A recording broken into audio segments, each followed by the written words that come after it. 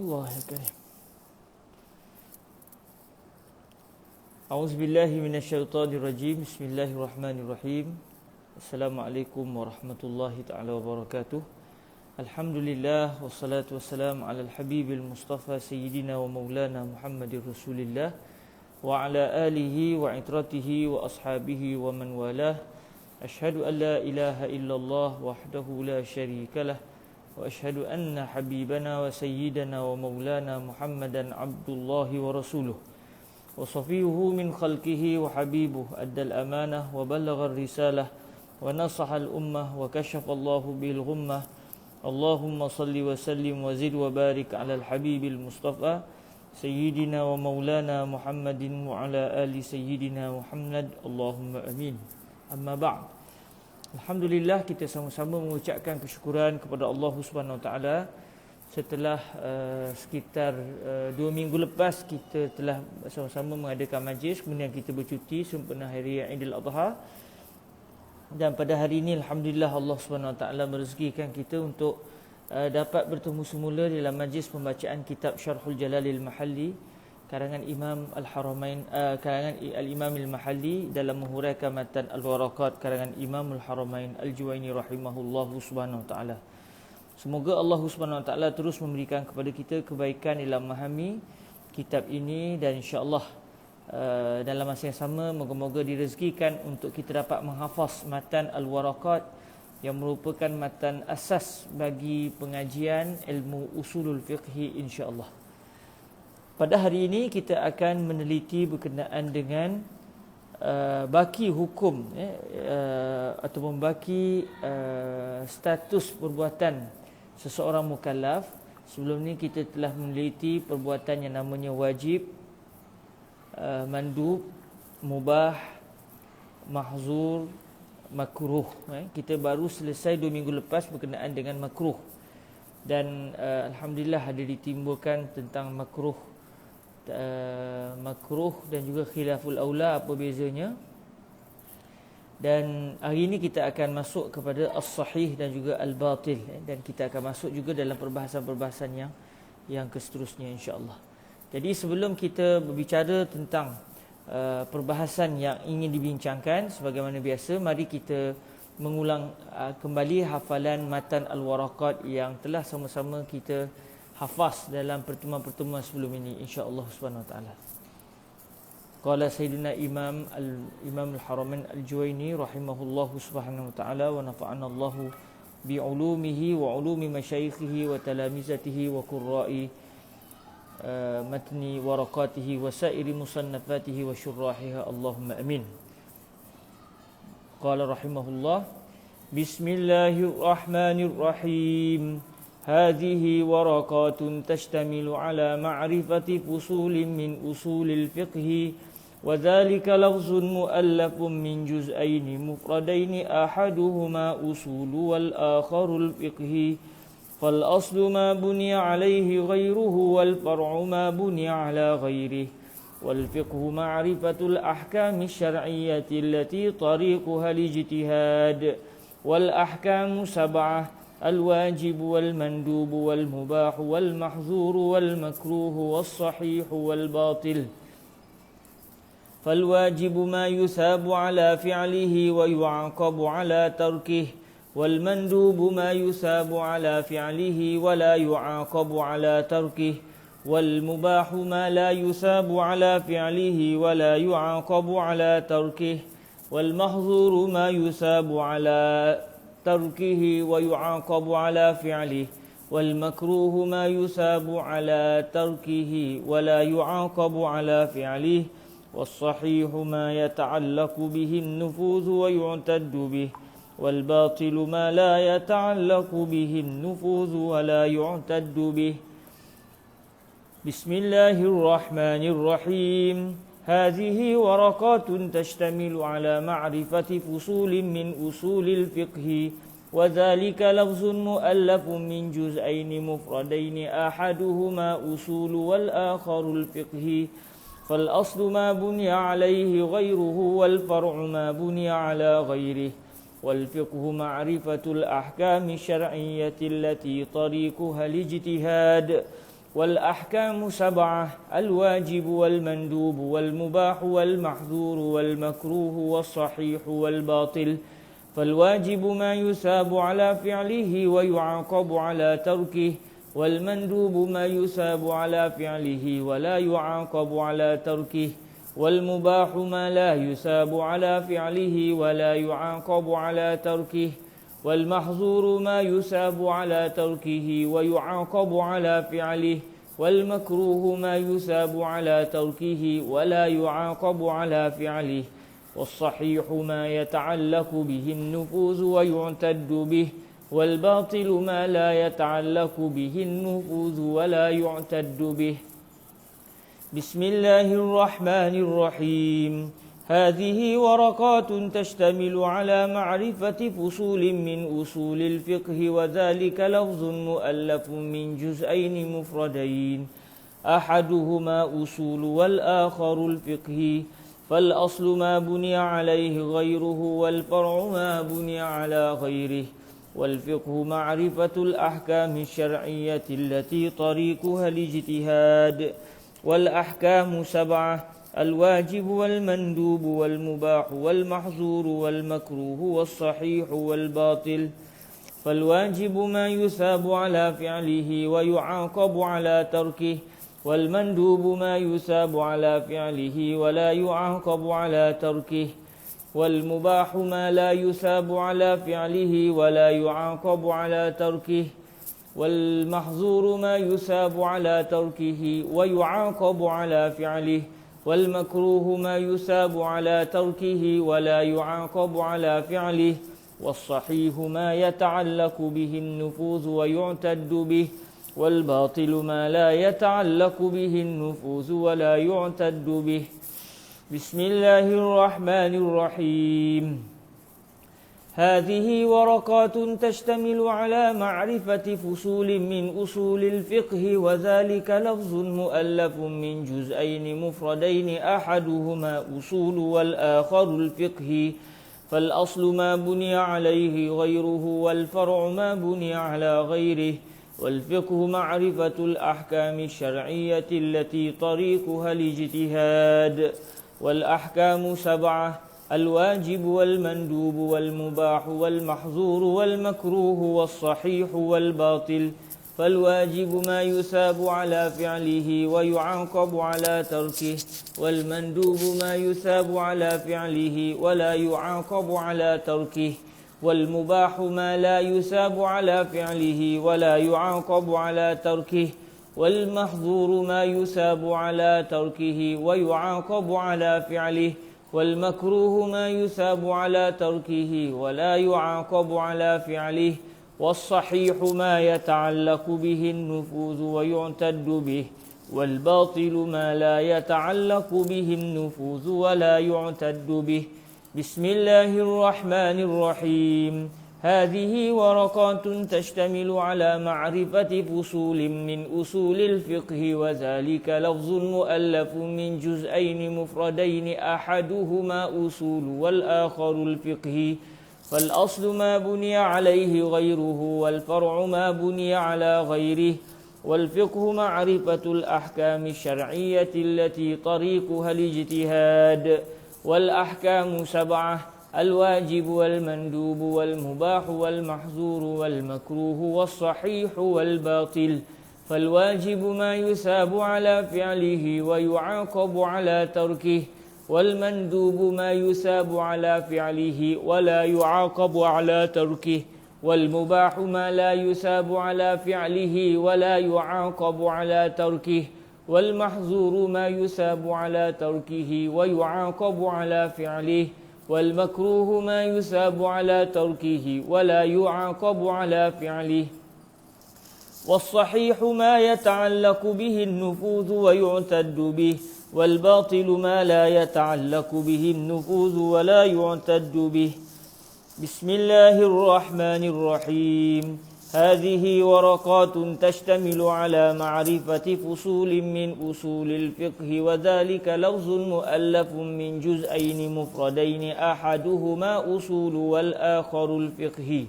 فالأصل ما بني عليه غيره والفرع ما بني على غيره والفقه معرفة الأحكام الشرعية التي طريقها الاجتهاد والأحكام 7 الواجب والمندوب والمباح والمحظور والمكروه والصحيح والباطل فالواجب ما يثاب على فعله ويعاقب على تركه والمندوب ما يثاب على فعله ولا يعاقب على تركه والمباح ما لا يثاب على فعله ولا يعاقب على تركه والمحظور ما يثاب على تركه ويعاقب على فعله والمكروه ما يثاب على تركه ولا يعاقب على فعله والصحيح ما يتعلق به النفوذ ويعتد به والباطل ما لا يتعلق به النفوذ ولا يعتد به.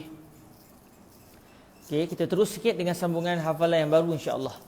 Wal fiqhu akhassu minal ilm wal ilmu ma'rifatul ma'lumi 'ala ma huwa bih wal fiqhu akhassu minal ilm wal ilmu ma'rifatul ma'lumi 'ala ma huwa bih wal fiqhu akhassu minal ilm wal ilmu ma'rifatul ma'lumi 'ala ma huwa bih wal fiqhu akhassu minal ilm والعلم معرفة المعلوم على ما هو به والفقه أخص من العلم والعلم معرفة المعلوم على ما هو به والفقه أخص من العلم والعلم معرفة المعلوم على ما هو به والفقه أخص من العلم والعلم معرفة المعلوم على ما هو به والفقه أخص من العلم والعلم معرفة المعلوم على ما هو به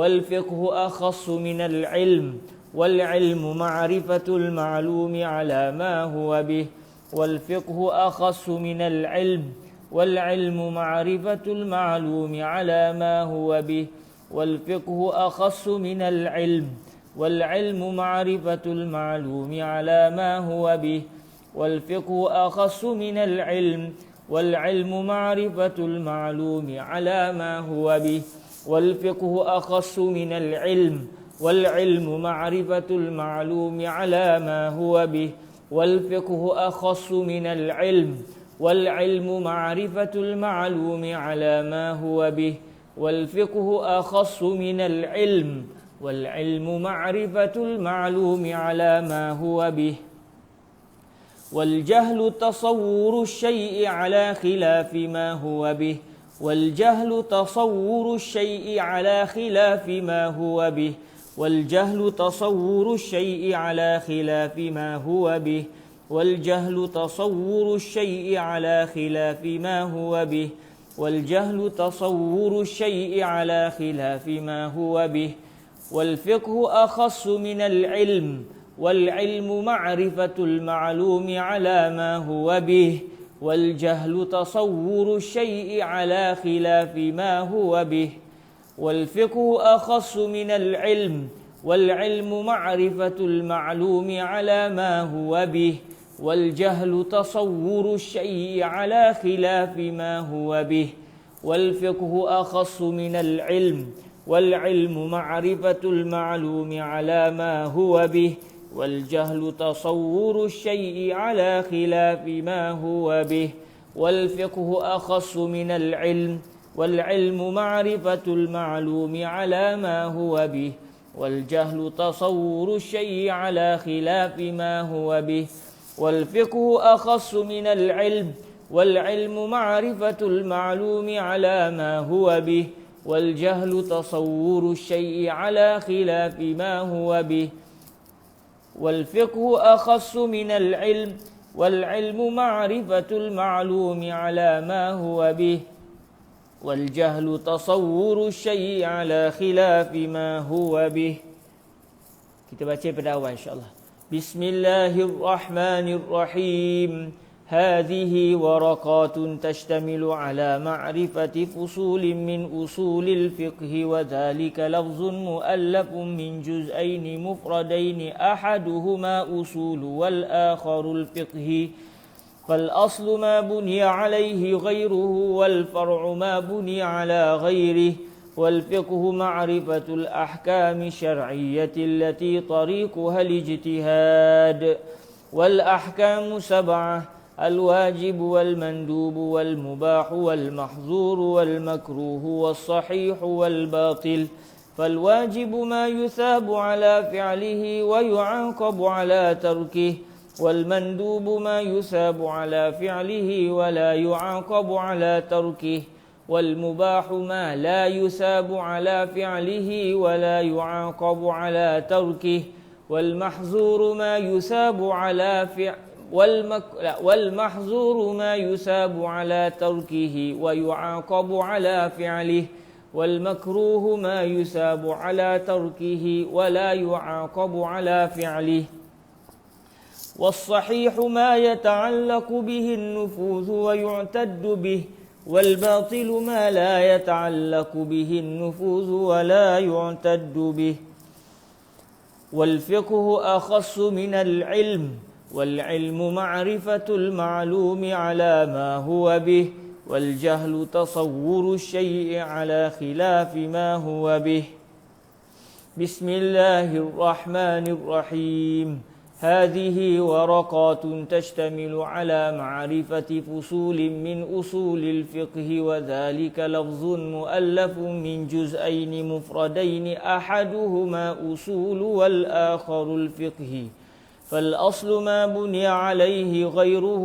والفرع ما بني على غيره والفقه معرفة الأحكام الشرعية التي طريقها الاجتهاد والأحكام 7 الواجب والمندوب والمباح والمحظور والمكروه والصحيح والباطل فالواجب ما يثاب على فعله ويعاقب على تركه والمندوب ما يثاب على فعله ولا يعاقب على تركه والمباح ما لا يثاب على فعله ولا يعاقب على تركه والمحظور ما يثاب على تركه ويعاقب على فعله والمكروه ما يثاب على تركه ولا يعاقب على فعله والصحيح ما يتعلق به النفوذ ويعتد به والباطل ما لا يتعلق به النفوذ ولا يعتد به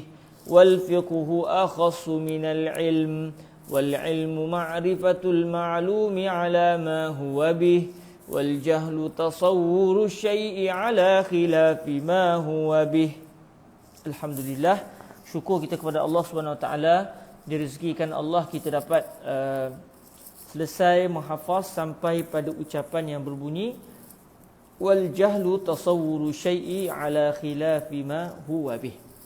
InsyaAllah kita akan meneliti huraian bagi matan yang berbunyi was sahih ma yata'allaqu bihi an-nufudhu wa yu'taddu bihi, sehinggalah sampai kepada matan yang diizinkan oleh Allah Subhanahu Wa Taala kepada kita untuk menghayatinya pada petang ini insya-Allah. Bismillah wassalatu wassalamu ala al-habibil mustafa Sayyidina wa maulana Muhammadir Rasulillah wa ala alihi wa itratihi wa ashabihi wa man walah. Amma ba'd. Alhamdulillah, kita sama-sama bersyukur kepada Allah dengan nikmat dapat bersama dalam majlis ini, dan kita baru saja selesai menghafaz matan tadi, dan sekarang kita akan melihat huraian terhadap was-sahih ma yata'allaqu bihi an-nufuz wa yu'taddu bih. بإسنادنا المتصل إلى سيدنا الإمام الجلال المحلي رحمه الله سبحانه وتعالى وهو الإمام محمد ابن أحمد ابن محمد ابن إبراهيم المحلي المتوفى في أول محرم سنة 64 و800 من هجرة رسول الله صلى الله عليه وآله وسلم rahimahullahu subhanahu wa ta'ala wa nafa'anallahu bi'ulumihi wa ulumi masyayikhihi wa talamizatihi wa qurra'i syarhihi 'ala al-waraqat wa sa'iri musannafatihi wa syurrahiha Allahumma amin. Qala rahimahullah was-sahihu min haitsu wasfuhu bis-sihhati ma yata'allaqu bihi an-nufuzu wa yu'taddu bihi bi an istajma' ma yu'tabaru fihi syar'an 'aqdan kana aw ibadatan. Setelah kita meneliti 5 status ataupun 5 jenis perbuatan mukallaf dalam perbahasan yang sebelum ini, iaitu al-wajib, al-mandub, al-mubah, al-mahzur yang sama erti dengan al-haram, al-makruh. Kita selesai 5. Al-wajib, al-mandub ataupun orang Melayu panggil sunat, al-mubah ataupun jaiz. Yang keempat adalah al-mahzur atau sama erti dengan al-haram, dan yang kelima adalah al-makruh. Selesai kita meneliti 5 jenis perbuatan manusia yang berkait dengan 5 hukum. Yang hukum-hukum yang berkaitan dengan perbuatan-perbuatan yang 5 ini adalah al-hukmu at-taklifi, dan kita telah pun bicarakan dalam majlis-majlis sebelum ini apakah dia al-hukmu taklifi. Kita akan didedahkan sekarang berkenaan dengan 2 jenis perbuatan mukallaf yang berkait dengan 2 hukum wad'i.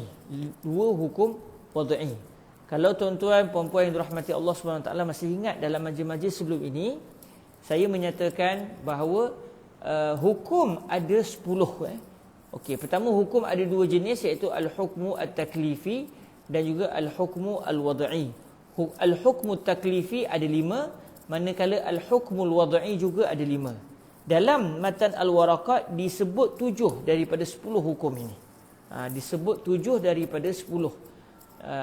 Iaitu disebut 7 perbuatan yang berkait dengan 7 hukum. Yang pertama, perbuatan yang namanya al-wajib yang berkait dengan hukum al-wujub. Yang kedua, perbuatan yang namanya mandub yang berkait dengan perbuatan an-nadbu, dengan hukum yang namanya an-nadbu. Yang ketiga adalah al-mubah, yang mana al-mubah yang merupakan perbuatan mukallaf ini berkait dengan hukum yang namanya al-ibahah.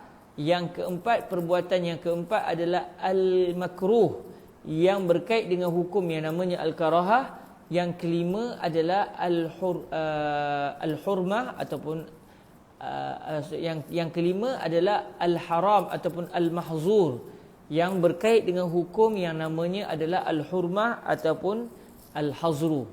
Ini adalah 5 hukum dan juga 5 perbuatan yang berkait dengan hukum-hukum tersebut. 5 hukum ini dia berada dalam kategori al-hukmu at-taklifi. Manakala al-hukmu al-wad'i juga ada 5, iaitu asy-syartu asy-syartiyah, maafkan saya, asy-syartiyah, as-sababiyah, al-mani'iyah, as-sihhah dan juga al-butlan ataupun al-fasad. Jadi ada 5 hukum yang berkaitan dengan al-hukmu al-wad'i. Jadi kalau kita tanya berapa jumlah hukum, tak kira sama ada dia hukum taklifi atau hukum wad'i, kita kata ada 10. Iaitu al-wujub, al-nadbu, al-ibaha, al-hazru dan juga al-karahah.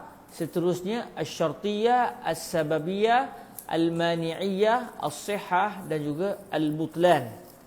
Ataupun boleh juga disebut al-fasad. Jadi dalam kitab ini 5 hukum taklifi disebut. Tetapi hukum wad'i pula disebut 2 sahaja daripada 5 hukum wad'i, iaitu as-sihhah dan juga al-butlan. As-sihhah dan juga al-butlan. Okey, kita tengok hukum as-sihhah dan perbuatan yang berkait dengan as-sihhah namanya as-sahih. Di sini sebut qala rahimahullah was-sahih. Perbuatan yang namanya sahih. Perbuatan itu namanya sahih. Definisi perbuatan yang namanya sahih min haitsu wasfuhu bis-sihhah. Dari sudut perbuatan itu bersifat dengan as-sihhah. Maksud perbuatan itu bersifat dengan as-sihhah iaitu perbuatan itu dia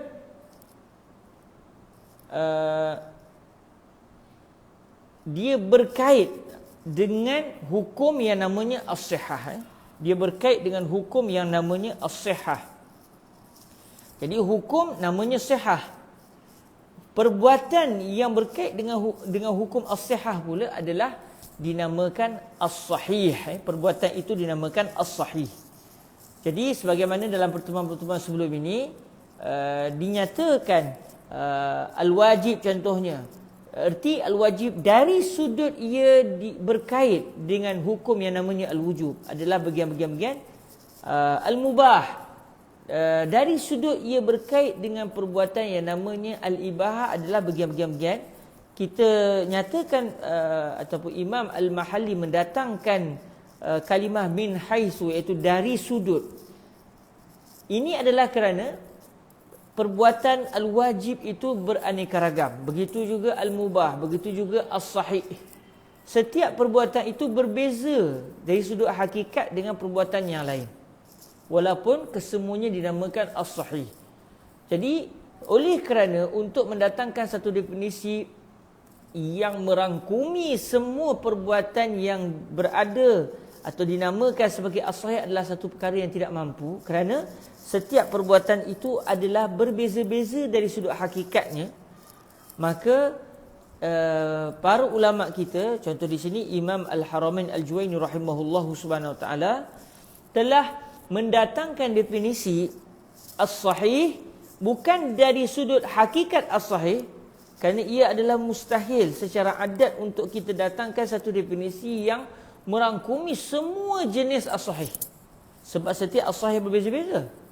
Maka yang mereka mampu adalah mendatangkan definisi as-sahih bukan dari sudut hakikat as-sahih, tapi dari sudut hanya melihat dari satu sisi pandang semata-mata, iaitu dari sudut sisi pandang perbuatan yang namanya as-sahih ini dia berkait dengan hukum yang namanya as-sahih, as-sihah.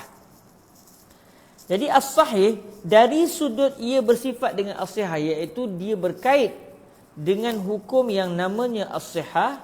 Ketika kita melihat sudut ini, as-sahih adalah ma yata'allaqu bihi an-nufuzu wa yu'taddu bihi.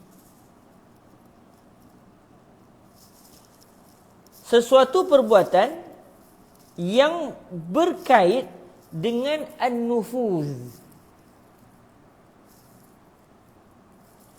Apa dia an-nufuz? An-nufuz ni kalau kita lihat dari segi asal bahasa Arab, an-nufuz adalah al-bulughu ila al-maqsud. An-nufuz adalah al-bulugh ila al-maqsud. Sampai kepada yang diinginkan.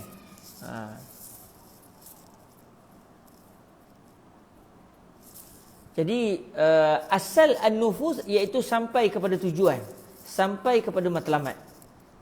Jadi itu asal pada kalimah an-nufuz.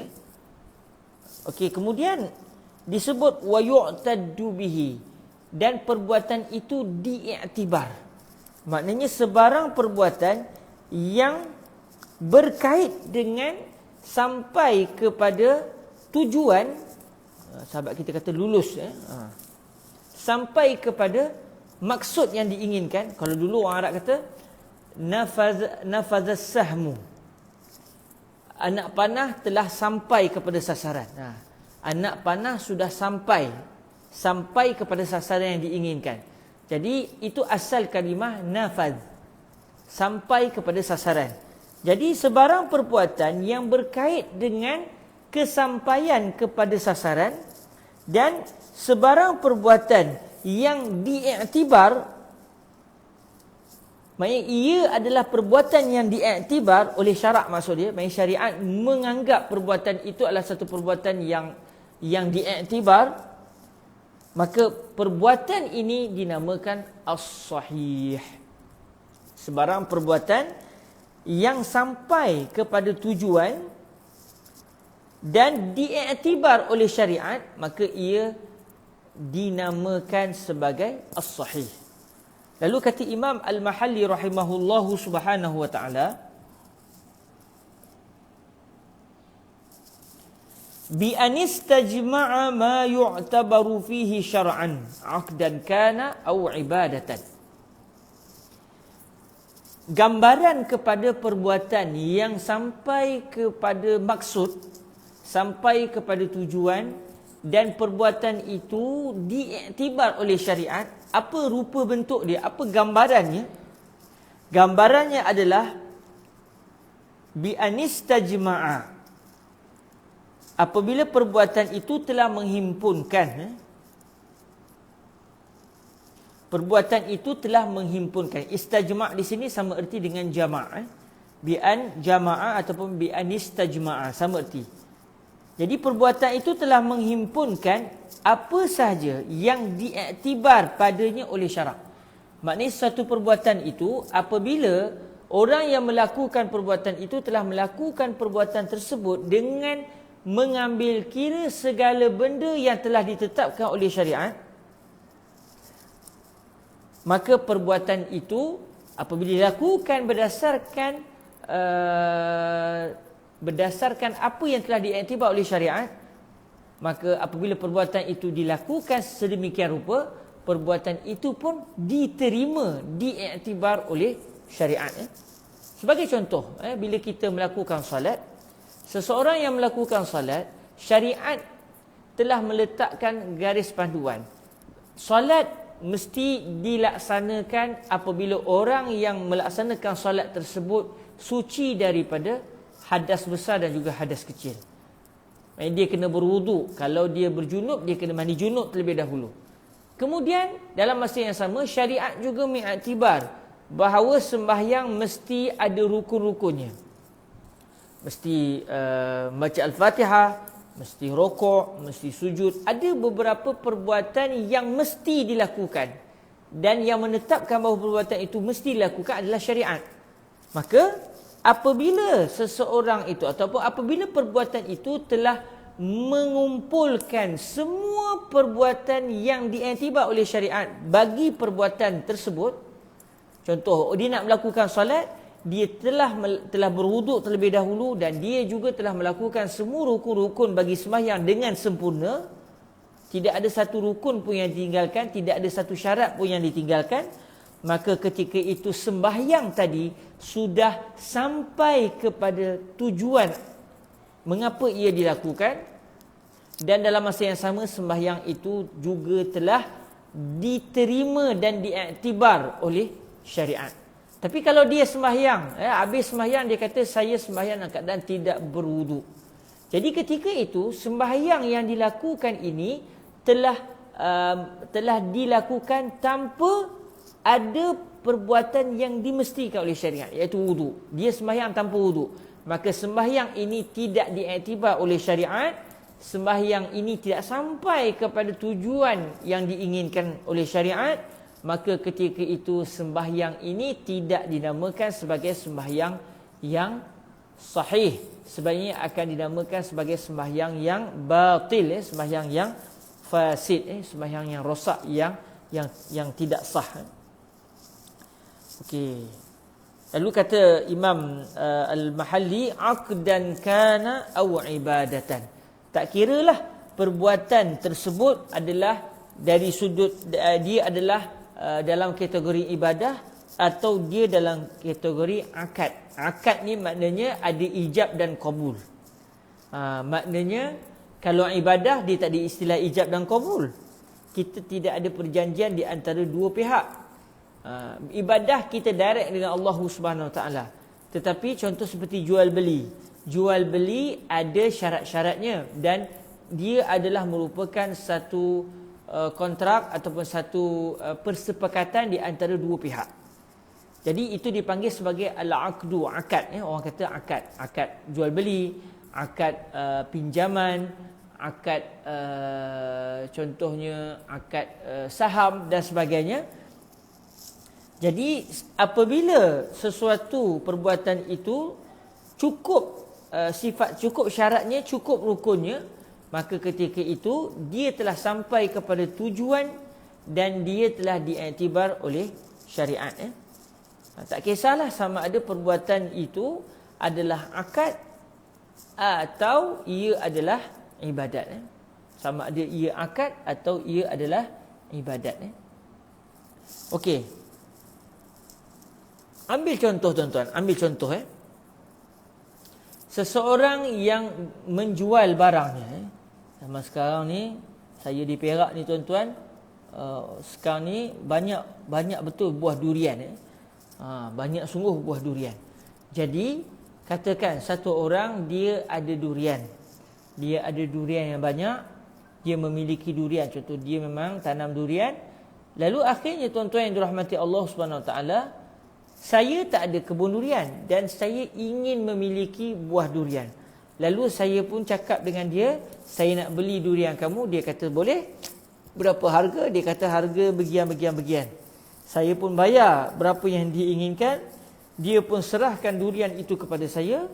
Maka ketika ini perbuatan saya melakukan proses jual beli tadi.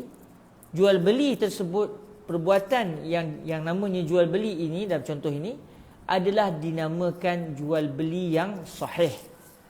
Perbuatan yang sahih. Kenapa ia dinamakan sebagai perbuatan yang sahih? Kerana saya telah meraihkan segala perkara yang telah ditetapkan oleh syariat. Syariat meletakkan dalam satu jual beli, hendaklah barang yang dijual itu memang milik penjual. Kemudian wang yang akan dibayar oleh pembeli memang milik pembeli.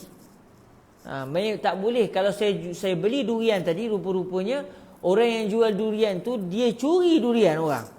Dia jual durian orang lain dan dia bukan wakil orang, dia curi durian orang dan dia buat satu jual beli dengan saya. Maka kalaulah selepas itu rupa-rupanya saya dapat tahu durian itu durian curi, maka ketika itu proses jual beli itu bukanlah jual beli yang sah. Tapi kalau saya beli durian itu memang durian itu milik penjual, dan saya pula ketika membayar memang duit itu duit saya bukan curi duit orang. Dalam masa yang sama, benda yang dijual adalah memang benda yang bukan dianggap najis oleh syariat. Tidak sah jual najis. Okey, tapi yang dijual adalah barang yang halal, barang yang memang tidak dianggap barang yang bernajis. Maka ketika itu setelah diraihkan dan saya membeli bukan dengan dipaksa, dia menjual juga bukan kerana dipaksa, maka ketika itu apabila saya telah melakukan semua syarat-syarat dan rukun-rukun bagi jual beli dan sempurna segala perkara tersebut, maka jual beli durian tadi dipanggil jual beli yang sah. Al-bay'u sahihun. Jual beli tersebut dinamakan jual beli yang sahih. Kenapa? Sebab ia sudah sampai, kerana perbuatan itu adalah perbuatan jual beli itu dia telah berkait dengan sampai kepada tujuan. Sebab apa tujuan jual beli? Tujuan jual beli adalah supaya barang milik penjual berubah status menjadi barang milik pembeli. Kemudian duit yang dibayar oleh pembeli menjadi milik penjual. Jadi itu tujuan jual beli. Itu tujuan jual beli. Apabila tujuan jual beli ini sampai kepada maksudnya, kenapa sampai pada maksud? Kerana saya telah meraihkan perkara-perkara yang telah ditetapkan oleh syariat. Saya tak jual benda yang diharamkan. Saya bukan paksa dia supaya jual. Dan cukup segala syarat dan rukun bagi jual beli, maka sampailah kepada tujuan, sampailah kepada tujuan tujuan perbuatan itu dilakukan. Kemudian dalam masa yang sama, perbuatan itu diiktibar, dianggap absah, dianggap sah oleh syariat. Kenapa syariat menganggap sah? Kerana saya telah melakukan segala benda yang dituntut oleh syariat untuk saya melakukan sewaktu proses jual beli tersebut. Jadi apabila perbuatan itu sampai kepada tujuan dan diiktibar oleh syariat, maka perbuatan itu dinamakan sebagai perbuatan sahih. Manakala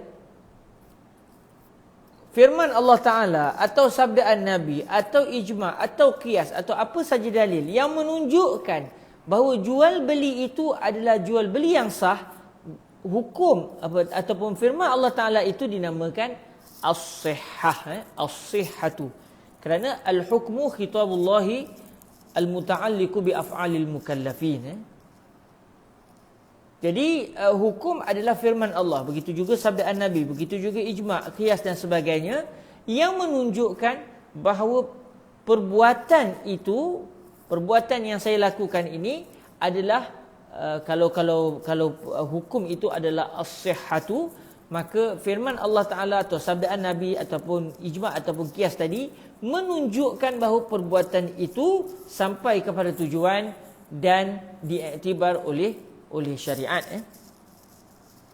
Okey, jadi kata para ulama kita, an-nufuz adalah perbuatan mukallaf. An-nufuz adalah perbuatan mukallaf. Manakala mu'taddun bihi itu adalah perbuatan syariat, perbuatan Allah Subhanahu Wa Taala.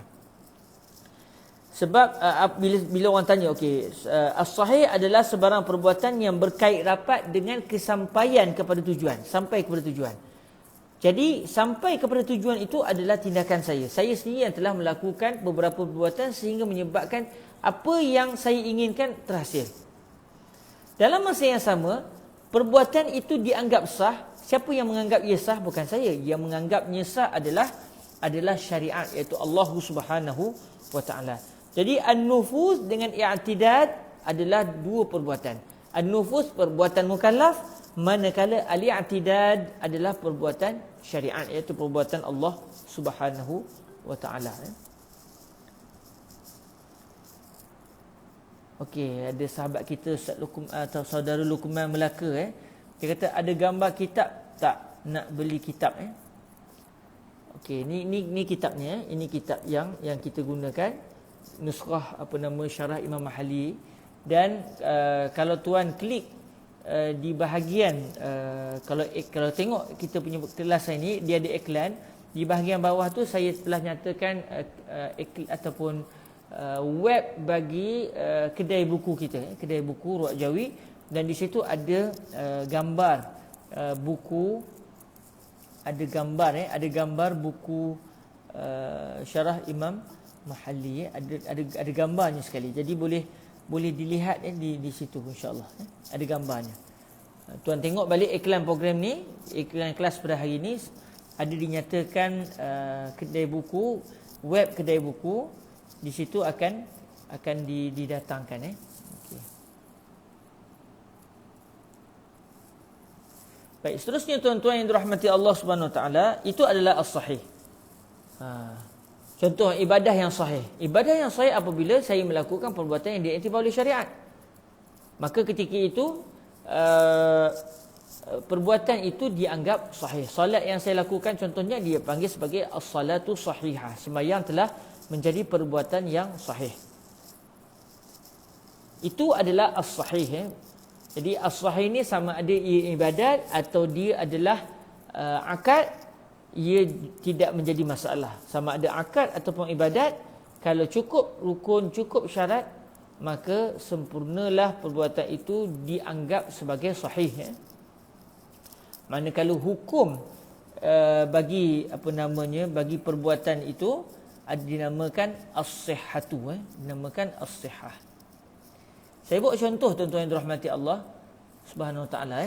Okey, dalam satu perbahasan dalam satu perbahasan fiqh dibincangkan kanak-kanak yang belum baligh, kalau dia berpuasa, dia sudah pun mumayyiz, kemudian dia berpuasa, dia tak baligh lagi, dia berpuasa, sah tak puasa dia? Kanak-kanak yang belum baligh kemudian dia berpuasa, kemudian dia berpuasa, saya rasa mungkin saya boleh kongsi kita punya, sebab saya akan datangkan contoh hadis Rasulullah sallallahu alaihi wasallam yang dianggap sebagai hukum as-sihah, kemudian perbuatan itu namanya sahih. Sebentar saya nak share sikit. Okey, ni contoh yang saya datangkan. Okey, satu perbuatan yang dibincangkan di sini iaitu seseorang kanak-kanak yang berpuasa, sama ada puasa bulan Ramadan atau puasa sunat, dalam keadaan dia masih kanak-kanak, dia belum lagi baligh, dalam keadaan dia bukanlah bayi, dia sudah mampu untuk berfikir, dia sudah mumayyiz istilahnya. Adakah ibadah dia sah atau tidak. Ibadah yang puasa yang dilakukan itu sah atau tidak. Jadi berdasarkan mazhab Sayyidina Al-Imam Asy-Syafi'i radhiyallahu taala anhu, perbuatan seorang kanak-kanak yang sudah mampu untuk membezakan mana baik mana buruk, yang kita panggil dengan istilah al-mumayyiz, kanak-kanak ini tindakan dia berpuasa, sama ada puasa wajib atau puasa sunat, perbuatan ibadah puasa tadi adalah sahih.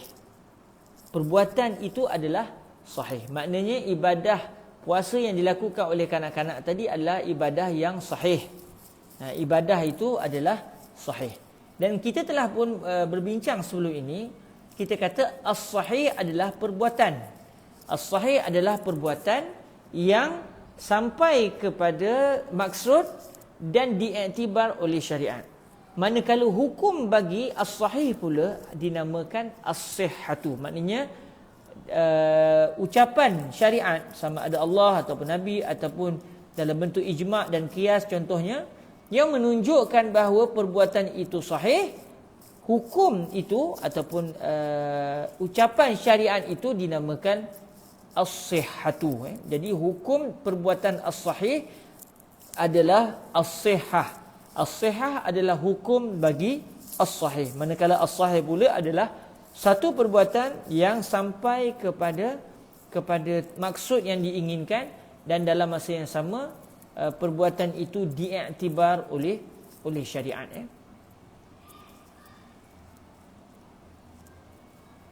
Okey. Sebentar saya nak datangkan contohnya.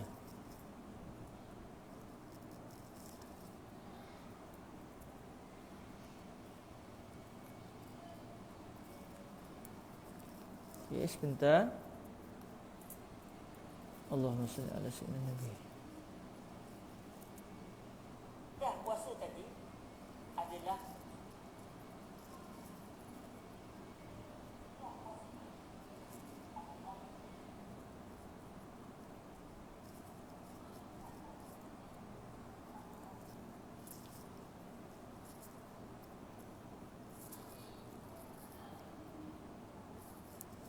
okey, hadisnya ada diriwayatkan. Okey, ini hadis daripada Sahih Al-Imam Al-Bukhari. Al-Imam Al-Bukhari saya datangkan sekarang.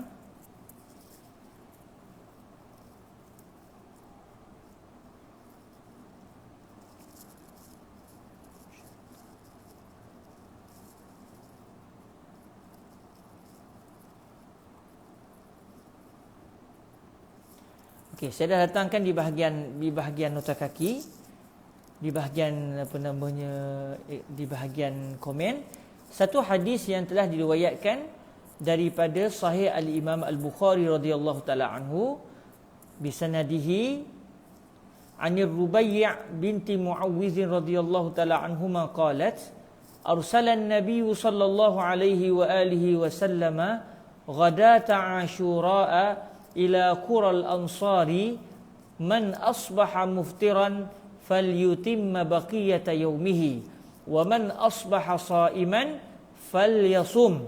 Qalat fakunna nasumuhu ba'du wa nasumu bal wa nusawwimu saya baca tadi fakunna nasumuhu ba'du wa nusawwimu sibyanana wa naj'alu lahum al-lu'bata min al-'ihni fa idza baka ahaduhum 'ala at-ta'am a'tainahu dzaka hatta yakuna 'indal iftar.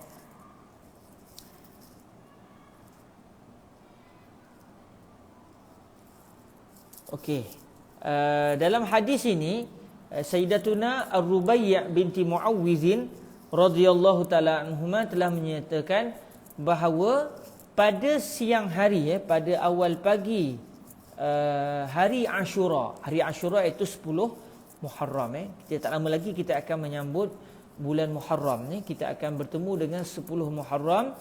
Hari itu adalah hari Ashura. Jadi pada satu ketika dahulu pada zaman Sayyidina Rasulullah sallallahu alaihi wasallam, pada 10 Ashura pada 10 Muharram iaitu hari Ashura, pada pagi 10 Muharram Nabi Muhammad sallallahu alaihi wasallam telah menghantar utusan, telah menghantar wakil baginda Nabi. Seorang wakil telah dihantar oleh Nabi pergi ke perkampungan-perkampungan orang-orang Ansar. Nah, supaya apa yang Nabi ingin sampaikan itu sampai dan diketahui oleh orang-orang Ansar. Jadi Nabi telah mengutuskan satu orang pergi ke kampung-kampung orang Ansar. Apa yang ingin disampaikan oleh Nabi? Nabi menyampaikan, man asbaha muftiran falyutimma baqiyata yaumihi. Siapa yang dia telah pun pada pagi tersebut telah pun makan, dia pada pagi itu telah pun makan, maka hendaklah dia sempurnakan sebahagian siang hari yang berbaki. Maknanya siapa yang dah makan, Nabi SAW minta dia tak payah makan dah. Cukuplah apa yang dia dah makan. Kemudian dia hendaklah meninggalkan sebarang makanan dan minuman pada hari tersebut.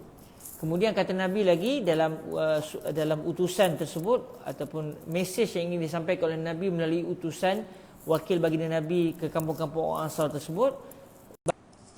Okey, baki mesejnya adalah barang siapa yang dia pada pagi 10 Muharram itu ataupun hari Ashura tersebut dia masih lagi belum makan.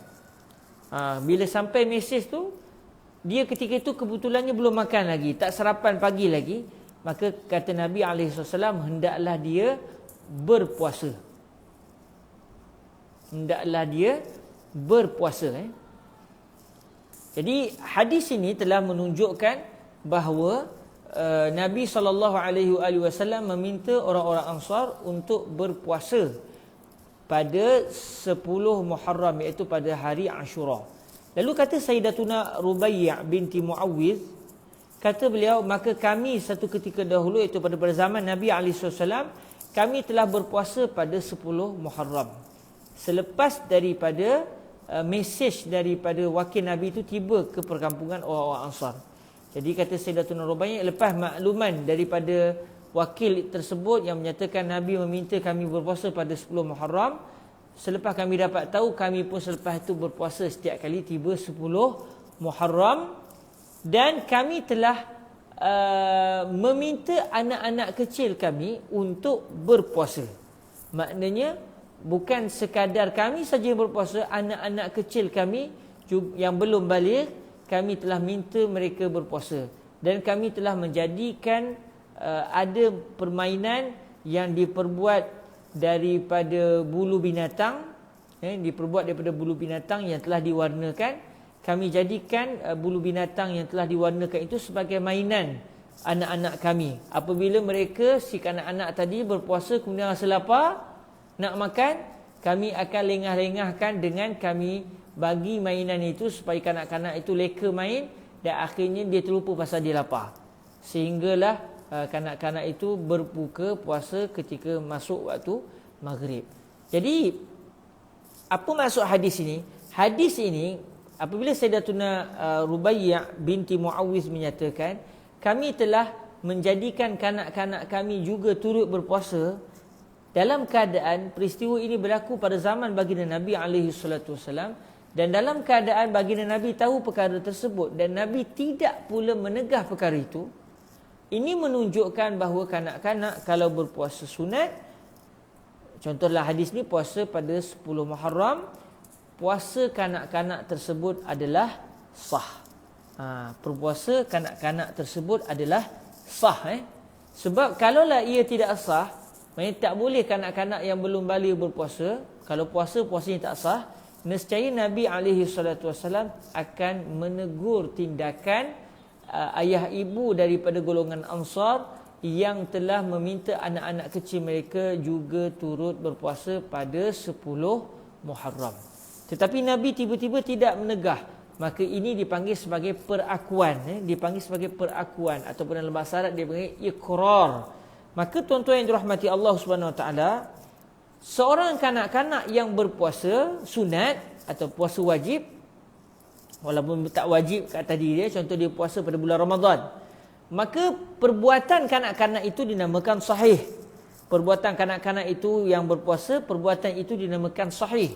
Okey, apa hukum bagi as-sahih? Hukum bagi as-sahih adalah as-sihhatu. Kalau orang tanya kita, tolong perincikan as-sihah bagi perbuatan kanak-kanak yang berpuasa, kita kata as-sihah bagi perbuatan kanak-kanak yang berpuasa adalah perakuan Nabi Muhammad sallallahu alaihi wasallam. Jadi tindakan Nabi alaihi wasallam yang tidak menegur kanak-kanak yang berpuasa pada zaman baginda Nabi, maka tindakan Nabi ini adalah dipanggil sebagai ikrar, dan ikrar adalah merupakan hujjah. Jadi di sini sebagai contoh, tindakan Nabi adalah merupakan hukum. Tindakan Nabi dalam contoh di sini adalah menjadi hukum. Dan orang tanya, hukum apa nama hukum bagi perbuatan Nabi yang mendiamkan, yang tidak memberikan sebarang komentar terhadap tindakan ayah ibu orang-orang Ansar yang telah menyuruh anak-anak mereka berpuasa? Tindakan Nabi tadi, ataupun kita kata tindakan Nabi lah, ataupun perakuan Nabi tadi dinamakan as-sihhatu. Jadi as-sihhah adalah hukum, manakala perbuatan yang berkait dengan as-sihhah dinamakan as-sahih.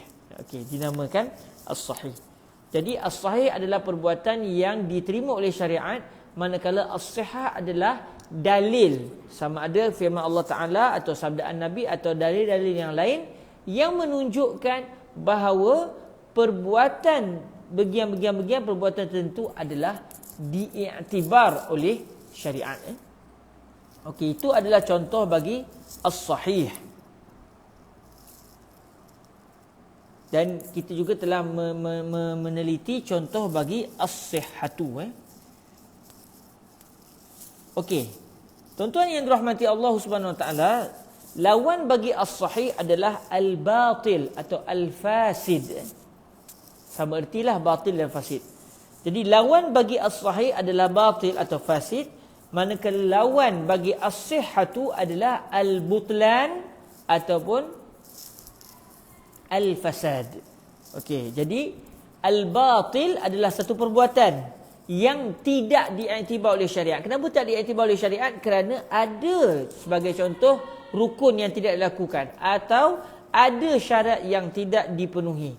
Jadi apabila tidak berlaku sebarang tidak berlaku sebarang syarat atau tidak berlaku sebarang rukun ataupun sebarang sebab yang diiktibar oleh syariat bagi perbuatan tertentu, kalau perbuatan itu dilakukan sekalipun, perbuatan itu tidak dinamakan as-sahih, sebaliknya perbuatan itu dinamakan batil ataupun fasid.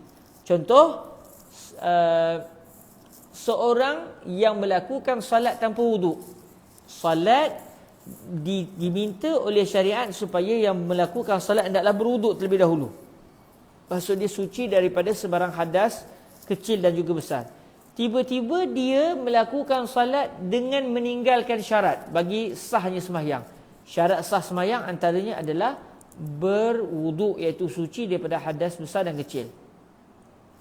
Apabila dia melakukan salat, dia baca Al-Fatihah, dia rokok, dia i'tidal, semua rukun sembahyang dia telah lakukan. Tetapi masalahnya dia telah meninggalkan syarat sah bagi sembahyang. Maka ketika itu perbuatan dia yang mengangkat takbir, rokok, sujud itu, perbuatan salat itu tidak dinamakan as-sahih, sebaliknya dinamakan al-batil.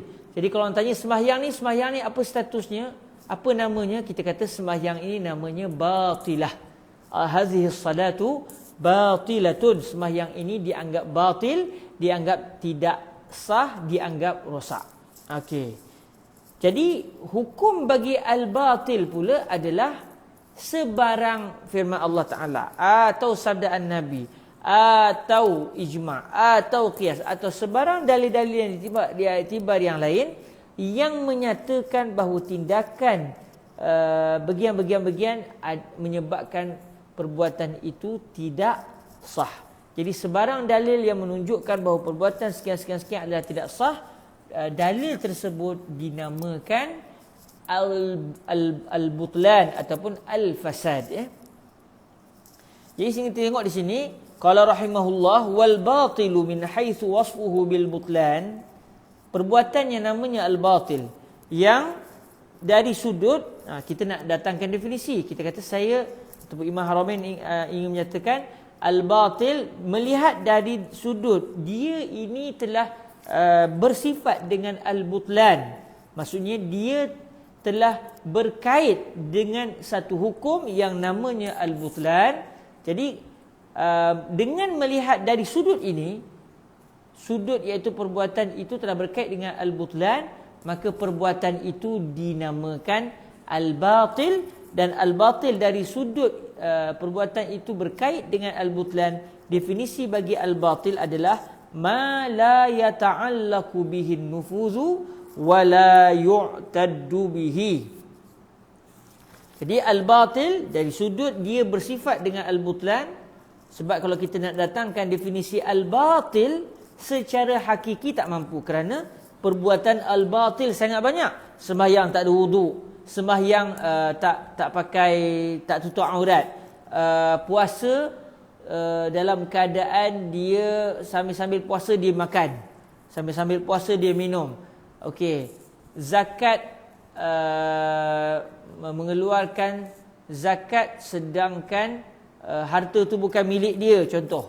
Jadi semua perbuatan-perbuatan ini namanya batil, dan setiap perbuatan itu saling berbeza. Jadi kita nak datangkan satu definisi yang merangkumi semua perbuatan al-batil tak mampu. Maka kita pun datangkan definisi hanya melihat dari satu skop sahaja, iaitu semua perbuatan ini walaupun saling berbeza, mereka berkait dengan satu hukum yang namanya al-butlan. Jadi al-batil dari sudut ini adalah ma la, ataupun ma la, maksud dia ayyu fi'lin la yata'allaqu bihi an-nufuzu wa la yu'taddu bihi, sebarang perbuatan yang sampai kepada tujuan tidak berkait dengan perbuatan ini. Maksudnya perbuatan itu ia tidak berkait dengan kesampaian kepada tujuan. Maksudnya dia tak sampai kepada tujuan. Sebarang perbuatan yang tak sampai kepada tujuan yang diinginkan daripada perbuatan tersebut, dan sebarang perbuatan yang tidak diiktibar, maksudnya tidak diiktibar oleh syariat. Jadi sebarang perbuatan yang tidak membawa kepada sampai tujuan dan tidak diiktibar oleh syariat, maka perbuatan itu namanya batil. Contoh jual beli, apa maksud yang diinginkan daripada jual beli? Maksud yang diinginkan daripada jual beli adalah berlaku pemindahan milik. Tiba-tiba dia buat satu jual beli tetapi tidak sampai kepada tujuan. Maksud dia tujuan supaya berlaku pindah milik itu tidak berlaku. Contohnya satu orang jual buku kepada satu orang lain dalam keadaan si penjual menjual bukan bukunya. Dia mencuri buku orang, dia pergi jual. Jadi tujuan jual beli supaya buku itu berpindah milik kepada pembeli tidak berlaku, tidak sampai kepada yang diinginkan. Sebab buku itu kena dipulangkan kembali kepada orang yang memilikinya. Bukan kenapa jual beli itu tak sah? Kerana si penjual menjual bukan buku miliknya.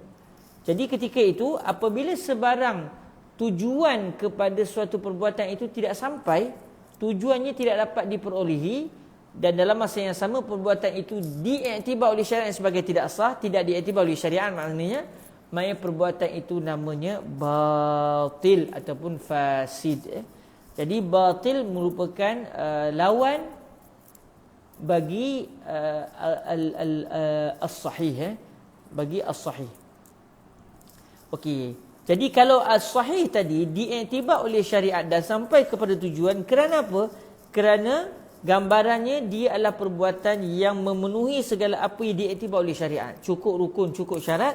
Maka al-batil pula adalah satu perbuatan yang tak sampai kepada tujuan dan tidak diiktibarkan oleh syariat. Okey, gambarannya apa dia? Iaitu sebarang perbuatan yang bi an lam yastajmi' ma yu'tabaru fihi syar'an 'aqdan kana aw ibadatan. Jadi gambaran bi'an di situ, ba' di situ adalah ba' taswiriyah. Jadi kawan tanya apa gambaran, apa ataupun apa rupa satu perbuatan yang tak sampai kepada maksud, dan apakah rupa satu perbuatan yang tidak diiktibar oleh syariat? Kita kata iaitu perbuatan yang tidak menghimpunkan segala apa yang diiktibar pada perbuatan tersebut oleh syariat. Jadi dia nak buat jual beli, syariat tidak mengiktibar kalau jual beli itu jual beli najis. Satu orang dia jual tahi lembu kepada satu orang lain, orang tu pembeli. Dia guna istilah jual beli. Maka ketika itu jual beli ini tidak diiktibar oleh syariat kerana dia tidak menghimpunkan segala yang diiktibar oleh syariat. Kerana salah satunya syariat menghendaki barang yang dijual hendaklah bukan najis. Tiba-tiba dia jual najis.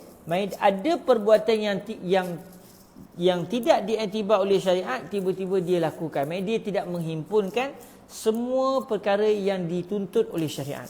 Apabila ada saja perbuatan yang dituntut tiba-tiba tidak dilakukan oleh orang tersebut, maka perbuatan yang dilakukan tersebut dinamakan batilah.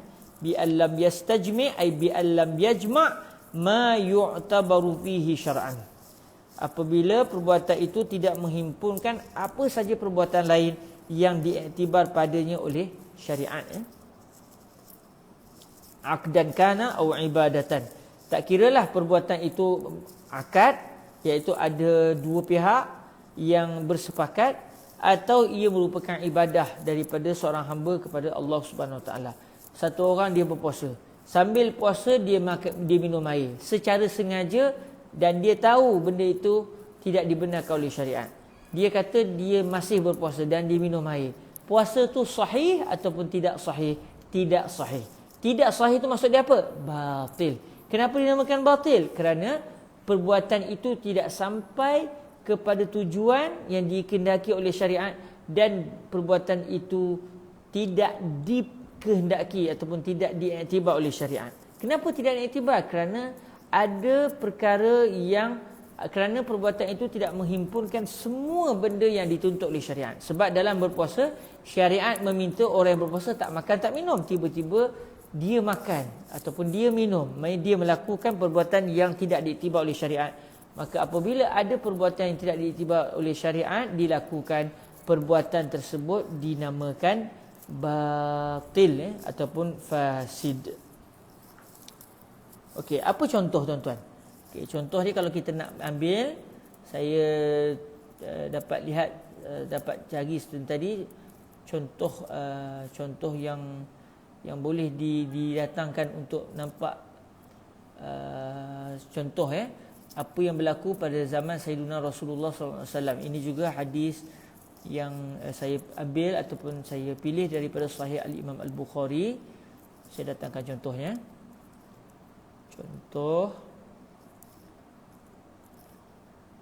Contoh al-butlan atau al-fasad. Okey, saya datangkan di bahagian komen boleh tengok. Okey, ada satu hadis yang diriwayatkan. Ada satu orang tanya soalan, apa hukum kopi tahid musang.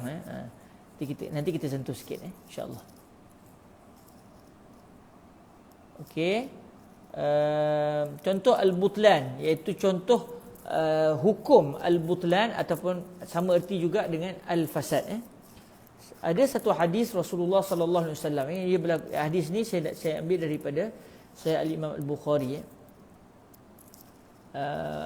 Qala Sayyidina Al-Imam Al-Bukhari bi sanadina ilaihi haddatsana Abu Yaman qala akhbarana Syu'aibun 'ani Zuhri qala Urwah bin Zubair qalat Aisyah radhiyallahu anha dakhala alayya Rasulullah sallallahu alaihi wasallam fa dzakartu lahu faqala Rasulullah sallallahu alaihi wasallam ishtari wa a'tiqi fa innal wala'a liman a'taq.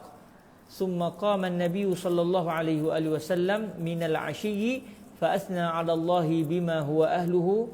Thumma qala ma balu unasin yashtarituna syurutan laysa fi kitabillah. Man ishtarata syartan laysa fi kitabillah fa huwa batilun wa in ishtarata mi'ata syartin syartullahi ahaqqu wa awsaq. Jadi dalam hadis ini kisahnya Sayyidatuna Aisyah radhiyallahu taala anha ingin membebaskan seorang hamba perempuan yang bernama Barirah, Sayyidatuna Barirah. Jadi Sayyidatuna Barirah ni berstatus hamba. Dalam masa yang sama Allahumma salli ala sayyidina Rasulillah, dia ada tuan dia lah. Dia hamba, dia ada tuan dia. Jadi Sayyidatuna Barirah ingin dibebaskan. Jadi tuan dia letak syarat, kalau kamu berjaya bayar jumlah sekian, kami akan bebaskan kamu. Jadi Sayyidatuna Barirah tak cukup duit, beliau kumpul tapi tak cukup duit. Lalu beliau meminta daripada Sayyidatuna Aisyah agar membantu beliau membebaskan diri beliau. Lalu Sayyidatuna Aisyah setuju untuk bayar jumlah yang tak cukup, dan Sayyidatuna Aisyah akan menjadi pembebas kepada Sayyidatuna Barirah daripada status kehambaan. Keluarga ataupun tuan yang tuan kepada Sayyidatuna Barirah setuju, tetapi pemilik ataupun tuan kepada Sayyidatuna Barirah meletakkan syarat. Sayyidatuna Aisyah boleh menjadi orang yang membebaskan Sayyidatuna Barirah, tetapi hendaklah ada satu syarat. Apa dia? Syaratnya adalah al-wala milik kami. Apa dia al-wala? Al-wala iaitu satu hubungan yang akan menyebabkan kalaulah seseorang hamba itu telah bebas, kemudian takdir hamba itu meninggal dunia dan dia tidak ada ahli waris, maka harta si hamba tadi yang pada asalnya hamba tapi dah jadi orang merdeka sekarang dibebaskan, hartanya akan diwarisi oleh bekas tuan dia. Jadi hubungan itu dipanggil al-wala. Al-wala menunjukkan orang ini dia adalah merupakan orang yang pernah dibebaskan oleh orang bagian-bagian. Contoh, kita ambil contoh dalam kisah ini, maknanya tuan kepada Sayyidatuna Barirah meletakkan syarat, kalau Sayyidatuna Barirah dibebaskan oleh Sayyidatuna Aisyah, kami setuju untuk bebaskan, tetapi dengan syarat kalau Sayyidatuna Barirah meninggal dunia dan keadaan dia tidak ada ahli waris yang lain, maksudnya tak ada anak, tak ada isteri, tapi tak ada anak, tak ada isteri, memang beliau perempuan, tak ada anak, tak ada suami contoh, dalam masa yang sama ada harta, maka harta itu siapa yang warisi? Tuan kepada Sayyidatuna Barirah meletakkan syarat, yang mewarisi adalah kami, bukan Sayyidatuna Aisyah radhiyallahu anha. Sedangkan dalam syariat, orang yang membebaskan seorang hamba, dia yang akan memiliki al-wala tersebut. Yang membebaskan dialah yang akan mewarisi harta bekas seorang hamba. Jadi bila begitu, perkara itu telah diadukan oleh Sayyidatuna Aisyah radhiyallahu anha kepada Sayyidina Rasulullah sallallahu alaihi wasallam. Lalu kata Nabi, ma balu unasin yashtarituna syurutan laysa fi kitabillah. Apa kena dengan orang-orang tu yang mereka ni telah meletakkan syarat-syarat yang tidak ada dalam kitabullah. Lalu kata Nabi, barang siapa yang telah meletakkan syarat sedangkan syarat itu tidak ada dalam kitab Allah, maksudnya bercanggah dengan syariat, maka syarat itu adalah terbatal sekalipun orang itu telah mensyaratkan 100 syarat. Dan kalaulah orang itu letakkan ada 100 syarat sekalipun, cuma 100 syarat itu bercanggah dengan syariat, maka semua syarat-syarat itu tidak akan satu pun diiktibar oleh Allah Subhanahu wa taala. Jadi dengan hadis ini, katakan satu orang dia jual buku dia kepada seseorang. Kemudian dia kata, saya jual buku ni kepada kamu dengan harga begini-begini, dengan syarat, apa syaratnya? Dengan syarat kamu berhak, kamu hanya boleh memiliki buku ini dalam tempoh 3 hari. Hari keempat kamu kena pulangkan buku ini kepada saya. Dia buat syarat begitu. Dia kata, saya jual buku ini kepada kamu, tapi kamu hanya memiliki buku ini tempoh 3 hari je. Hari keempat kamu kena pulangkan buku ini kepada saya. Hak milik buku pada hari yang keempat adalah hak milik saya, bukan hak milik kamu lagi sebagai seorang pembeli. Dia letak syarat begitu. Jadi syarat ini telah bercanggah dengan syariat. Kalaulah jual beli itu berlaku macam tu, satu orang buat jual beli dan dia letakkan syarat, si penjual letakkan syarat, barang yang kamu beli ini milik kamu pada hari pertama, kedua dan ketiga. Hari keempat barang itu adalah milik saya. Setuju atau tidak? Si pembeli pun bingung. Setuju, dia kata setuju. Si pembeli pun bingung, dia kata setuju. Jadi jual beli ini adalah tidak sah. Jadi jual beli ini namanya apa? Namanya batil. Jadi al-bay'u batilun. Okey, hukum kepada al-batil apa dia? Hukum kepada al-batil adalah al-butlan. Lalu kalau orang kata, okey, tolong nyatakan saya terperinci, apakah al-butlan bagi situasi jual beli yang syarat dia hari keempat buku yang dijual itu mesti menjadi milik kepada penjual. Tolong perincikan al-hukmu al-batil di sini. Kita kata hukum yang menyatakan bahawa jual beli itu adalah batil adalah sabdaan Nabi alaihi salatu wasalam, man ishtarata syartan laisa fi kitabillah fahuwa batilun. Maka sabdaan Nabi ini adalah al-butlan ataupun al-fasad. Manakala perbuatan jual beli yang mensyaratkan barang yang dijual hendaklah menjadi milik penjual semula pada hari yang keempat, contohnya, perbuatan jual beli itu dinamakan al-batil. Perbuatan itu namanya batil. Hukum kebatil di sini adalah sabdaan Nabi alaihi salatu wasalam, laisa fi kitabil man ishtarata syartan laisa fi kitabillah fahuwa batilun. Jadi sabdaan Nabi ini adalah dinamakan al-butlan kepada perbuatan yang namanya al-batil, iaitu sebagai contohnya perbuatan al-batil apa dia? Satu jual beli yang mana penjual mensyaratkan barang yang dijual tadi akan kembali menjadi milik si penjual pada hari yang keempat. Okey. Alhamdulillah, selesai kita meneliti berkenaan as-sahih dan juga al-batil. Kemudian kata al-Imam al-Mahalli rahimahullahu subhanahu wa ta'ala, wal 'aqdu yattasifu bin nufuzi wal i'tidad wal ibadatu tattasifu bil i'tidadi faqat istilaha. Jadi kalau kita tengok dalam definisi as-sahih dan juga al-batil, dia ada kalimah an-nufuz, dia ada kalimah wa yu'taddu bihi, ataupun boleh kita datangkan dalam bentuk masdar, kita kata al-i'tidad.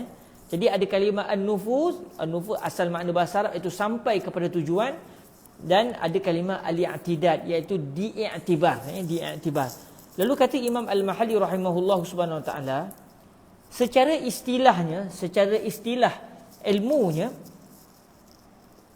yang akan dianggap yang disifatkan dengan an-nufuz dan juga al-i'tidad adalah akad. Akad jual beli, kita kata hadzal aqdu nafizun wa hadzal aqdu mu'taddun bihi. Akad ini sampai kepada sasaran yang diinginkan, akad ini diiktibar. Dari segi istilah kita hanya akan sebut al-aqdu nafizun wa huwa aidan mu'taddun bihi. Tetapi kalau bukan akad iaitu ibadah, kita tak akan guna istilah hadzal ibadatu nafizah. Tak akan ada istilah itu. Dari sudut istilahnya, cara penggunaan bahasa ilmunya, kita tak kata hazihi salatu nafizatun. Kita tak akan kata begitu. Kerana macam kita sebut tadi, an-nufuz adalah perbuatan mukallaf, manakala al-i'tidad adalah perbuatan makhluk. Al-i'tidad adalah perbuatan syariat, Jadi oleh kerana ibadah, dia tidak ada satu maksud yang diinginkan daripada ibadah tersebut. Dari segi kepentingan dunia, berbeza dengan akad, dia ada unsur-unsur kehendak dan juga maksud yang diinginkan dari sudut keduniaan. Maka ketika itu ibadah kita hanya akan sifatkan dia sebagai al-i'tidad. Hazil ibadah mu'taddun biha. Ibadah ini diiktibar oleh syariat. Kita tak kata ibadah ini sampai kepada sasaran. Secara istilahnya, secara istilah ilmunya, kita tidak akan menggunakan istilah nafiz ataupun an-nufuz pada ibadah. An-nufuz hanya menjadi sifat kepada akad. Jadi satu perbuatan itu, katakan perbuatan itu adalah perbuatan sahih. Jadi kita kata hadzal aqdu sahihun wa huwa nafizun wa huwa mu'taddun bihi. Okey, tak ada masalah dari segi laras bahasa ilmu. Tapi kalaulah perbuatan yang sahih itu adalah ibadah, contohnya kita kata hazihi salatu sahihah. Okey, betul, tak ada masalah segi laras bahasa ilmu. Hazil ibadatu mu'taddun biha. Ibadah ini diiktibar oleh syariat. Okey, kita pun kata okey, tak ada masalah. Tapi kalau seorang tu kata hazil ibadatu nafizatun, secara laras bahasa ilmu kita kata tak betul cara penggunaan nafizah untuk ibadah. Kerana nafizah hanya menjadi sifat kepada akad, bukan menjadi sifat kepada ibadah. Jadi kalau contoh, kalau kita kata hadhihi salatu sahihatun, li'annaha yu'taddu biha. Kita kata ibadah ini sahih kerana dia telah diiktibar oleh syariat. Kita tak akan kata wali'annaha nafizatun atau ta'allaqa biha an-nufus. Kita tak akan guna kalimah an-nufus ataupun an-nafizah bagi ibadah. Kita hanya menggunakan untuk ibadah mu'taddun biha ataupun al-i'tidad, iaitu diiktibar oleh syariat. Tapi kalau perbuatan yang sah itu adalah merupakan akad, kita boleh kata kita boleh guna kalimah al-i'tidad, kita juga boleh guna kalimah an-nufus. Jadi di sini hanya dari sudut laras bahasa ilmunya, secara istilah ilmu tak kena kalau kita guna kalimah an-nufus untuk disandarkan atau digandingkan dengan ibadah. Tetapi kalaulah perbuatan itu akad, dia boleh digandingkan dengan kalimah al-i'tidad, sebagaimana ibadah dalam masa yang sama akad juga boleh digandingkan dengan kalimah an-nufus. Jadi kalimah an-nufus hanya untuk akad, tidak untuk ibadat. Kalimah al-i'tidad pula boleh untuk boleh untuk akad dan boleh juga untuk ibadah. Alhamdulillah, saya kira itu saja yang kita dapat bincangkan pada hari ini. Dan di sana tadi ada satu soalan berkenaan dengan kopi apa tadi. Okey, ini soalan berkenaan dengan kopi tadi ya. Berkenaan dengan kopi taik musang Okey. Adakah haram atau macam mana? Yang ini kita boleh rujuklah fatwa di Malaysia macam mana, saya pun tak pasti. Tapi secara hukum dalam mazhab Imam Syafi'inya, sesuatu benda macam biji buah dan contohnya, kalau dimakan oleh seseorang atau dimakan oleh binatang, kemudian keluar balik biji tersebut, contoh macam kita ambil kopi lah saya telan biji kopi atau musang tu telan biji kopi, kemudian sewaktu buang air besar, musang tu keluarkan balik kopi itu. Jadi kopi itu boleh tak kalau saya dah bersihkan semestinya kena dicuci dulu, sebab dia mutanajis, dia keluar daripada bahagian najis, keluar daripada dubur Jadi setelah kopi itu dibersihkan, boleh tak saya guna untuk minuman setelah saya dah cuci kopi itu? Jadi dalam mazhab Imam Syafi'i radhiyallahu taala anhu dinyatakan, dan ini ada disebut dalam Hasyiah Al-Bajuri, sekiranya kopi itu, biji kopi itu kalau ditanam dia boleh tumbuh balik, barulah biji kopi itu boleh dimakan. Kalaulah takdir kalau ditanam dia boleh hidup balik, dia tak rosak lagi dia punya sistem yang ada dalam biji kopi itu. Maknanya kalau kita tanam dia boleh hidup balik, dia boleh tumbuh balik, tumbuh pokok kopi, maknanya biji kopi itu tidak haram untuk dimakan setelah dibersihkanlah. Tetapi kalau kita tanam pun dia tidak akan dapat hidup kerana sistem yang ada dalam biji kopi itu dah rosak, sehingga kalau dicampakkan ke tanah pun dia tak akan tumbuh dah, dia dah habis dah. Ketika itu biji kopi tadi sudah tidak boleh dimakan, dia adalah haram dimakan. Jadi begitu jugalah kopi taik musang ni Jadi saya pribadi saya tak tahu kalau kopi itu setelah keluar daripada musang tu, setelah keluar daripada najis musang tu, kita bersihkan balik kopi itu dan kita tanam balik, mau tak ditumbuh? Secara ilmu tanamannya agak-agak boleh tumbuh balik atau tidak? Kalau dari sudut tanaman, dari sudut ilmu pertanian menyatakan biji kopi ni dah tak boleh dah, dia tak akan tumbuh dah sebab dia dah rosak dia punya ni, kerana dia sudah dimakan oleh si musang tadi. Kalaulah ilmu pertanian menyatakan kopi ataupun kopi tersebut sudah tidak lagi boleh tumbuh, dia dah tak boleh jadi benih dah, maka ketika itu kopi itu walaupun sudah dibersihkan dengan air tidak boleh dimakan kerana dia sudah dianggap najis. Dia sudah dianggap najis.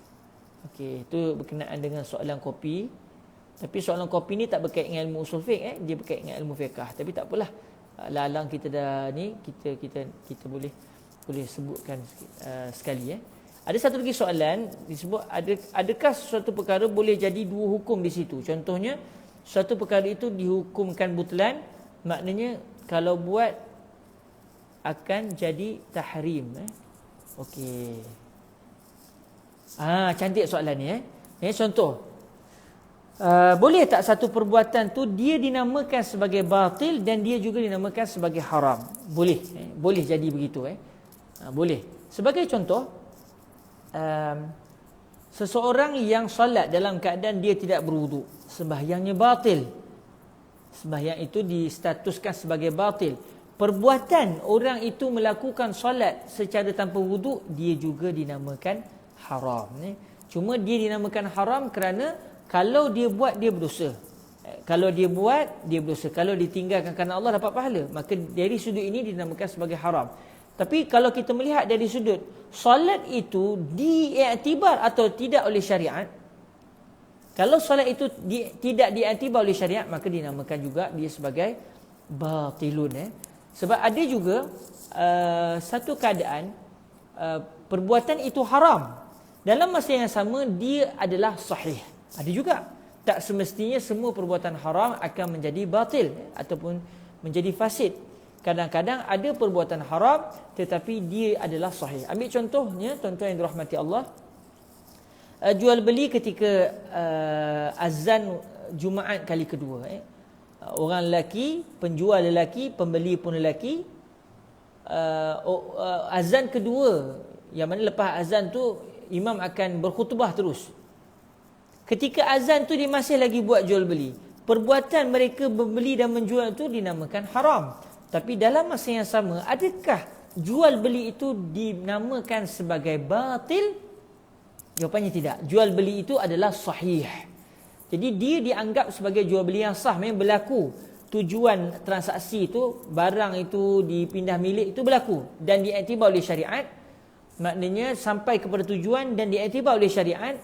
Tapi dalam masa yang sama, melihat dari sudut yang lain, tindakan orang itu berjual beli, orang itu mendapat dosa. Perbuatan itu haram, tapi dalam masa yang sama dia juga adalah sahih. Jadi tak semestinya satu perbuatan itu dia adalah haram terus menjadi sahih. Terus menjadi batil. Kadang-kadang dia haram dan dalam masa yang sama dia juga adalah batil. Tapi kadang-kadang dia haram tetapi tidak menjadi batil, sebaliknya menjadi sahih. Itu dibincangkan ataupun dihalusi oleh para fuqaha kita. Alhamdulillah.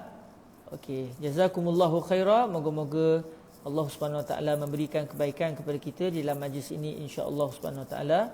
Dan saya rasa itu saja di peringkat saya, dan insya-Allah sekiranya ada rezeki kita akan bertemu lagi dalam pertemuan yang akan datang, insya-Allah, untuk terus di dalam mendalami ilmu ini secara santai begitu. Saya mohon maaf, saya sengaja baca pelan-pelan, tidak tergesa-gesa, kerana ilmu ini dia agak detail, dan kalau kita buat secara laju-laju tu nanti takut tak sampai kepada maksud yang diinginkan. Jadi kita baca santai-santai.